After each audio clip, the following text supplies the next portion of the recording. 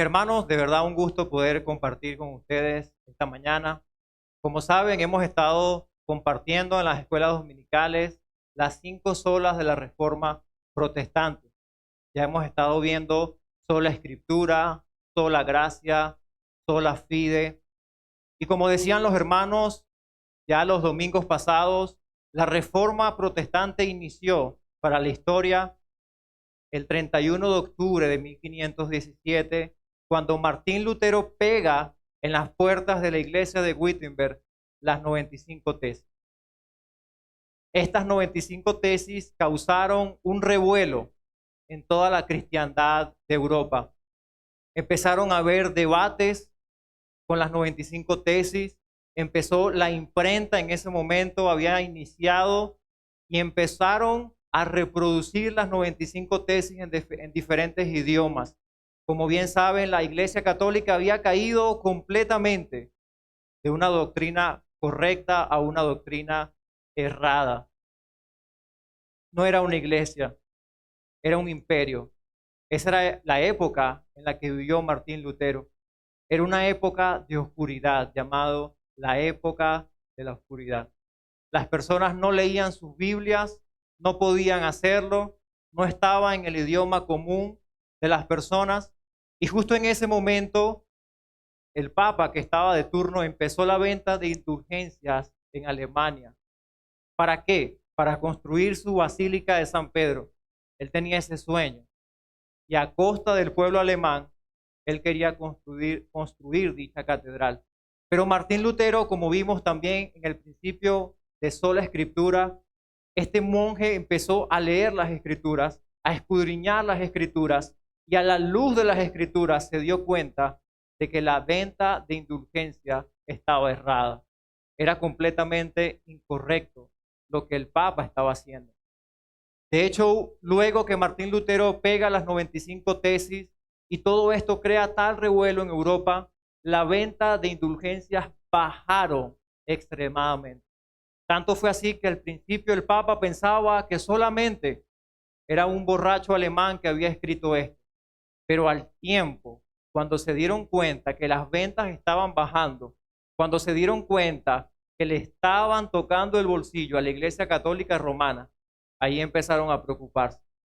¿Saben por qué? Porque Dios estaba obrando. Pero como vamos a ver en esta clase, mis hermanos, la venta de indulgencia solamente era la punta del iceberg, porque Martín Lutero pegó esas 95 tesis refutando la venta de indulgencia, pero lo que no sabía Martín Lutero es que eso lo iba a llevar a cuestionar de fondo la Iglesia Católica Romana. Y en esta clase vamos a tener básicamente dos encabezados. Solo Cristo es la cabeza de la iglesia y solo Cristo es el mediador entre Dios y el hombre. La venta de indulgencia solamente fue una punta del iceberg, pero vamos a ver cómo Martín Lutero entró más a profundidad de la doctrina y cómo redescubrió la verdad bíblica. Así que en ese primer debate en Augsburgo en torno a las ventas de indulgencia, citaré lo siguiente. En la controversia con el cardenal Cayetano, Martín Lutero dijo: ¿quién tiene poder para dispensar los beneficios divinos a la humanidad? ¿Descansaba en el Papa, en la Iglesia o en el mismo Señor Jesucristo? La clara conclusión a la que llegó Martín Lutero era que el poder de perdonar solo residía en Dios y que el pecador se valía de eso solo por fe. Si esto era cierto, entonces el Papa no tenía derecho a dispensar a los hombres los beneficios llamados tesoros de los méritos de Jesucristo, que la Iglesia decía fueron acumulados por Jesucristo, la Virgen y los santos. El nuncio, citando la Constitución papal, afirmaba que estos méritos de Cristo eran un tesoro que Dios había puesto en manos del Papa para distribuir a través de la Iglesia y a su gusto. Lutero, por su parte, sostenía que tales méritos solo los retenía Jesucristo y que nunca se los dio al Papa para que lo usara a su antojo. ¿Cómo es posible, decía él, que nosotros los hombres pensemos que podemos tomar las virtudes la gracia y los méritos del Señor Jesucristo y en su nombre manipularlo a nuestro gusto. Solo Cristo y nadie más puede dispensar lo que con tanto costo adquirió con su muerte en la cruz, porque ningún hombre, ni papa, ni cardenal, ni obispo, ni sacerdote puede usurpar al soberano a su antojo, hacer lo que le parezca con lo divino. Solo por los méritos de Cristo puede el pecador acercarse a Dios y pedir de él misericordia y ayuda. Como vemos, mis hermanos, la venta de indulgencia fue lo que llevó a Martín Lutero a redescubrir la verdad que había estado oculta por muchos años. Fue lo que Dios usó para iniciar el movimiento de la Reforma Protestante. Pero como les he dicho, esta clase va a estar dividida en estos dos encabezados. Y el primero es que solo Cristo es cabeza de la iglesia. Mis hermanos, de una manera providencial, verdaderamente, Dios preservó, guardó la vida de Martín Lutero. ¿Por qué digo eso? Porque antes de Martín Lutero también se habían levantado diferentes hombres en la época de la iglesia, conocidos como los prerreformadores, como Wycliffe, como John Hus, hombres de Dios que vieron las verdades bíblicas. Pero ¿qué pasó? La Iglesia Católica Romana, como era no una iglesia, sino un imperio, los mataba. De hecho, a John Hus lo quemó en una hoguera, unos 100 años antes de Martín Lutero. Así que las personas que se atrevían a cuestionar la autoridad del Papa eran expulsadas, excomulgadas, puestas como herejes, iban directo a la hoguera.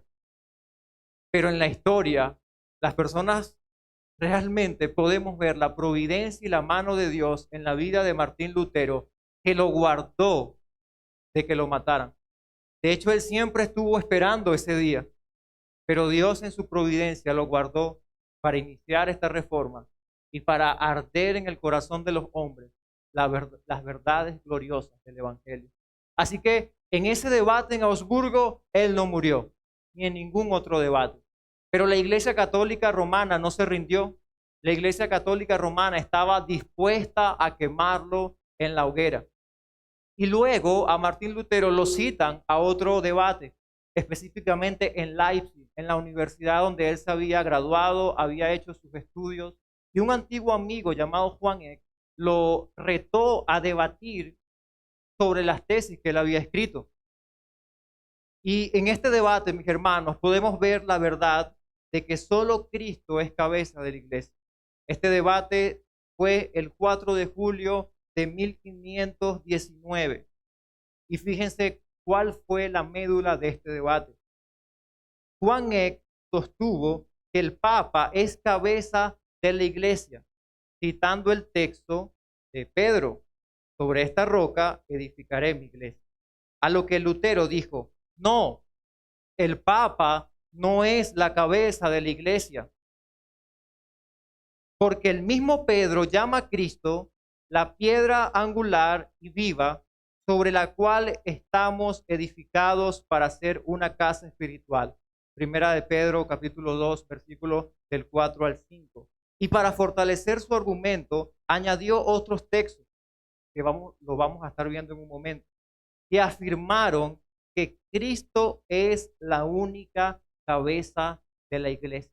Pero como les dije hace un momento, esta verdad ya había sido anunciado por otros hombres que precedieron a Martín Lutero. De hecho, John Hus, unos 102, 103 años de Lutero, el día que lo mataron ¿por qué? ¿Cuál era el debate esencial de John Hus por el cual fue a la hoguera? Básicamente fue porque él mostró a la luz de la Escritura que solo Cristo es la cabeza de la iglesia y no el Papa. La Iglesia Católica aborrecía esa verdad. La Iglesia Católica quería mantener oculta esa verdad, que solo Cristo es cabeza de la iglesia. Hermanos, esto era una idea revolucionaria para la época. Revolucionaria. De hecho, en su libro, Jan Hus, llamado En Iglesia, nos muestra esta verdad. Solo Cristo es cabeza de la iglesia. La iglesia no está compuesta por el Papa ni los cardenales, sino que la iglesia está compuesta por todos los predestinados desde antes de la fundación del mundo que han sido llamados por la sangre preciosa de Jesucristo. Ellos son la iglesia, no el Papa, no los cardenales. Y por causa de esa labor de Jan Hus fue que él murió en la hoguera. De hecho, Jan Hus influenció a Martín Lutero con sus escritos 100 años después de su muerte. Y Martín Lutero vio verdades gloriosas en los escritos de este hombre a tal punto que dijo, ¿cómo es posible que un gran hombre de Dios como este hombre haya sido declarado hereje y muerto en la hoguera? Martín Lutero estaba todavía en esa transición entre la iglesia católica, entre estar y salirse. Pero la verdad de que Cristo es cabeza de la iglesia definitivamente causó un impacto en la vida de Martín Lutero, a tal punto que él pudo debatir con este hombre acerca de que solo Cristo es la cabeza de la iglesia. Hermanos, vayan conmigo a la carta a los Efesios. Sé que es una carta conocida, aquí la estuvieron predicando. Y vamos a ver los textos que Lutero usó en ese debate. Y a la luz de las Escrituras, mostrar que ciertamente Cristo es la cabeza de la iglesia. En Efesios capítulo 1, versículo 22. Bueno, desde el 20 para tener contexto, dice. La cual operó en Cristo, resucitándole de los muertos y sentándole a su diestra en los lugares celestiales, sobre todo principado y autoridad y poder y señorío, y sobre todo nombre que se nombra, no solo en este siglo, sino también en el venidero. Y sometió todas las cosas bajo sus pies y lo dio por cabeza sobre todas las cosas a la iglesia, la cual es su cuerpo, la plenitud de aquel que todo lo llena en todo. Hermanos, la carta a los Efesios es clara. Cristo es la cabeza de la iglesia. Cristo ganó los méritos para ser la cabeza de la iglesia. Cristo murió por su iglesia. Cristo resucitó de entre los muertos. Puso el firmamento sólido, la piedra sólida, por medio de su resurrección, para ser llamado cabeza de la iglesia. Cristo dejó todo, se hizo hombre, murió en la cruz del Calvario, resucitó de entre los muertos y al ascender a la diestra del Padre, le dio toda autoridad. Y el título más glorioso de Cristo, sin duda alguna, es ser cabeza de la iglesia. Vayan conmigo en la misma carta a los Efesios, capítulo 4,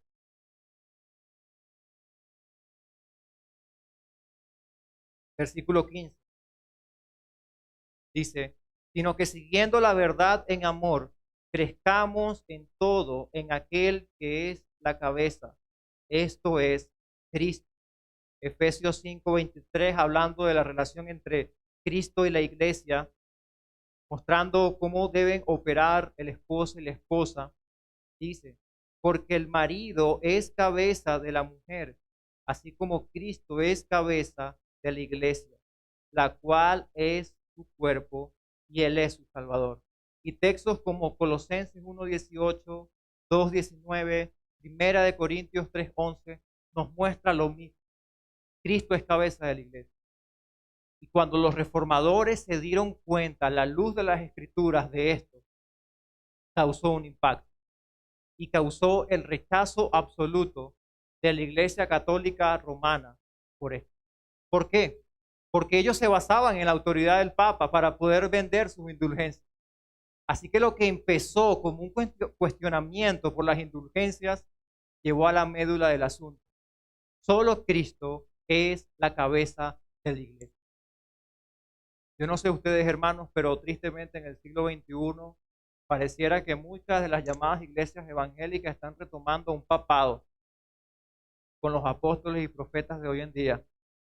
Hoy parecieran que estos apóstoles son la cabeza de la iglesia y no Cristo. lo que diga el apóstol, no importa lo que diga la Biblia, es lo que dice el apóstol. Ciertamente, las herejías de los tiempos pasados se repiten. Y hoy en día estamos con eso, hermano. Hoy en día estamos en un siglo XXI donde se levantan hombres autoproclamándose apóstoles, profetas, ungidos de Jehová, que quieren gobernar la iglesia a su antojo. Pero Cristo, solo Cristo, es la cabeza de la iglesia. Yo creo que esa misma verdad que fue pronunciada, proclamada en el siglo XVI, es la misma verdad que la iglesia también debe sostener en este siglo XXI. Como hemos visto también anteriormente, la iglesia es columna y baluarte de la verdad. La iglesia tiene la tarea de recibir la verdad y proclamar la verdad a las siguientes generaciones. Verdaderamente estamos en tiempos parecidos, hermanos. Pero indudablemente que este punto acerca de que Cristo es cabeza de la iglesia no era todo en la disputa. Porque el segundo punto, el segundo encabezado, quizás el más conocido, es que solo Cristo es el mediador entre Dios y los hombres. ¿Por qué? Porque la Iglesia Católica Romana enseñaba por medio de las indulgencias que si tú ponías la moneda y pagabas la indulgencia, apenas suene la moneda en el cofre, las almas del purgatorio se liberan. Porque el Papa tiene la autoridad que es dada por Cristo a él para liberar un alma en el purgatorio. Qué locura, ¿no? Ellos creían que los méritos de María y de los santos eran tantos que servían no solamente para ellos entrar al cielo, sino que ellos también del exceso de méritos que tenían podían darlo a los demás para que ellos también entraran al cielo. Indudablemente esto era una doctrina atroz, horrible, y los reformadores dijeron, no, Cristo es cabeza de la iglesia, pero Cristo también es el único mediador entre Dios y los hombres. Nosotros no nos hace falta ir a un santo, ir a los santos que ustedes mencionan para ser salvos, para acercarnos a Dios. Solo Cristo es el camino al Padre. Y en este segundo encabezado, hermanos, vayan conmigo a Primera de Timoteo, un texto también bastante conocido. Primera de Timoteo, capítulo 2, versículo 5, donde encontramos esta verdad.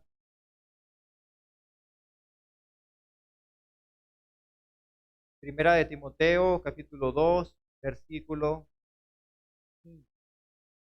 Porque hay un solo Dios y un solo mediador entre Dios y los hombres, Jesucristo, hombre. No hay otro mediador. No existe tal cosa como ir a María para que María vaya a Cristo y Cristo vaya al Padre. No existe tal cosa. Las escrituras no enseñan eso por ningún lado. Solo Cristo es el mediador entre Dios y los hombres. Y los reformadores regresaron esa verdad a la iglesia. Ya va, el Papa no tiene los méritos para eso. Ningún santo puede hacer eso. Solo Cristo puede llevarnos a Dios. Ese es el evangelio, mis hermanos. Solo mediante la obra de Jesucristo el hombre puede recibir el perdón de los pecados y puede ser justificado por la fe en él, como estuvimos viendo en la clase de Sola Fide. Pero no solo eso. Lo revolucionario de esta enseñanza era que la Iglesia Católica evidentemente creía en Cristo. La Iglesia Católica tenía una doctrina correcta de la persona de Cristo. La Iglesia Católica defendía que Cristo era Dios, su divinidad, que vino en carne, que murió, que resucitó entre los muertos, que estaba a la diestra del Padre. La Iglesia Católica enseñaba eso. Y que por medio de él había salvación. Pero ¿cuál era el conflicto precisamente en este punto? ¿Cuál era la médula de este punto? Es que a pesar de que la Iglesia Católica tenía una doctrina correcta de la persona de Cristo, la Iglesia Católica tenía una doctrina completamente errada de la obra de Cristo. Y ahí estaba el conflicto. Porque para ellos, la muerte de Cristo no era suficiente para la salvación total de los creyentes. Por eso el creyente tenía que recurrir a otros medios que la misma iglesia daba, como las indulgencias, las penitencias, para poder ser salvo. En pocas palabras, la iglesia daba más gracia al creyente para que ese creyente llegara al cielo. Y bajo esta doctrina errada y diabólica se construyó el imperio de la Iglesia Católica Romana. Pero los reformadores se dieron cuenta de que no solo para ser salvo tenía que tener una doctrina correcta de la persona de Cristo, sino que también tenían que tener una doctrina correcta de la obra de Cristo, de la expiación de Cristo, de la mediación de Cristo. Y allí es donde los católicos romanos rechinaban los dientes cuando escuchaban esto. En pocas palabras, Cristo no era suficiente para ellos. Pero nosotros, mis hermanos, tenemos el mismo grito que tenían los reformadores del siglo XVI. La iglesia del siglo XXI debe mantenerse en la verdad y decir, solo mediante la obra de Cristo el creyente es salvo. No hace falta más nada. Cristo es suficiente. Cristo es el autor de nuestra salvación. Cristo es el autor de nuestra salvación desde el inicio y hasta el final. Solo Cristo. Como saben, mis hermanos, en la teología reformada se conoce una sección como los oficios de Cristo, que son rey, profeta y sacerdote. Y es interesante porque la carta a los hebreos nos da una muestra clarísima de este oficio de Cristo como sacerdote. Recuerden, la Iglesia Católica decía también que los sacerdotes podían, mediante la cena del Señor, lo que ellos la llamaban la Eucaristía, dar el pan a las personas y que las personas, por medio de comer la hostia, pues tenían una gracia especial que impartía el sacerdote. El sacerdote podía hacer que ese pan se convirtiera en el cuerpo mismo de Cristo. En pocas palabras, ellos crucificaban y mataban a Cristo de nuevo. ¡Qué locura! Vayan conmigo a la carta a los Hebreos, capítulo 7, versículos 22 y 25. Y vamos a ver, mis hermanos, no solamente la persona de Cristo, sino su obra. Hebreos capítulo 7, versículos del 22 a 25. Y vamos a ver que solo Cristo ostenta el sacerdocio según el orden de Melquisedec. Ellos pensaban que la iglesia transfería el sacerdocio porque los sacerdotes eran según el orden de Melquisedec. Pero es completamente errado a las escrituras. Y los reformadores dieron eso a la luz de la palabra. Hebreos 7, versículos del 22 al 25 dice: por tanto, Jesús es hecho fiador de un mejor pacto, y los otros sacerdotes llegaron a ser muchos, debido a que por la muerte no podían continuar. Mas este, por cuanto permanece para siempre, tiene un sacerdocio inmutable, por lo cual puede también salvar perpetuamente a los que por él se acercan a Dios, viviendo siempre para interceder por ellos, porque tal sumo sacerdote nos convenía, santo, inocente, sin mancha, apartado de los pecadores y hecho más sublime que los cielos, que no tiene necesidad cada día, como aquellos sumos sacerdotes, de ofrecer primero sacrificio por sus propios pecados y luego por los del pueblo, porque esto lo hizo una vez y para siempre, ofreciéndose a sí mismo. La obra de Cristo es tan gloriosa, mis hermanos, que Cristo no quedó solamente como el sumo sacerdote que sacrificaba un cordero para expiación del pecado del pueblo, sino que este sumo sacerdote, Cristo, según el orden de Melquisedec, no solamente intercedía por el pueblo, sino que él mismo fue el sacrificio. Él mismo fue el sacrificio para el perdón de nuestros pecados. No hace falta ya más otro sacrificio. No hace falta ya más nada para la salvación. Cristo lo hizo todo.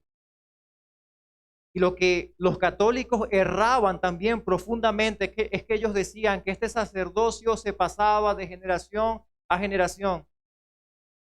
Pero a la luz de las Escrituras según el versículo 24, nos damos cuenta de que este sacerdocio es inmutable. Este sacerdocio es intransferible. Solo Cristo es el único sumo sacerdote según el orden de Melquisedec. Ningún sacerdote más, ningún papa, ningún cardenal, solo Cristo es el único mediador que intercede por nosotros y que está a la diestra del Padre. Y eso, mis hermanos, explotó el grito de la reforma. Solo Cristo. Esto ponía a los reformadores completamente en una dirección contraria a la Iglesia Católica Romana.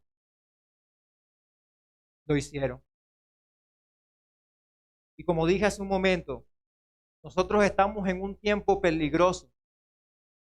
Nosotros estamos en un tiempo donde vemos muchos abusos en las iglesias por hombres que quieren gobernarla a su antojo, muy parecido al siglo XVI. Pero la iglesia del siglo XXI debe seguir proclamando la verdad al mundo y a los fieles, diciéndoles, solo Cristo es cabeza de la iglesia. Nosotros no venimos a la iglesia a hacer lo que nosotros querramos. Nosotros no venimos a inventar nada. Nosotros venimos a la iglesia solamente a hacer lo que Cristo ha dicho que se haga. Porque Cristo es cabeza de la iglesia, ningún pastor, ningún predicador, nadie. Solo Cristo es cabeza de la iglesia. Solo Cristo es el único mediador entre Dios y los hombres.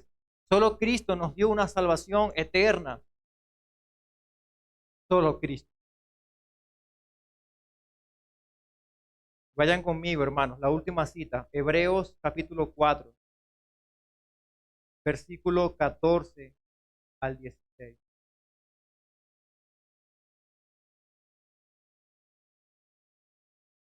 Dice, por tanto, teniendo un gran sumo sacerdote que traspasó los cielos, Jesús, el Hijo de Dios, retengamos nuestra profesión, porque no tenemos un sumo sacerdote que no pueda compadecerse de nuestras debilidades, sino uno que fue tentado en todo, según nuestra semejanza, pero sin pecado.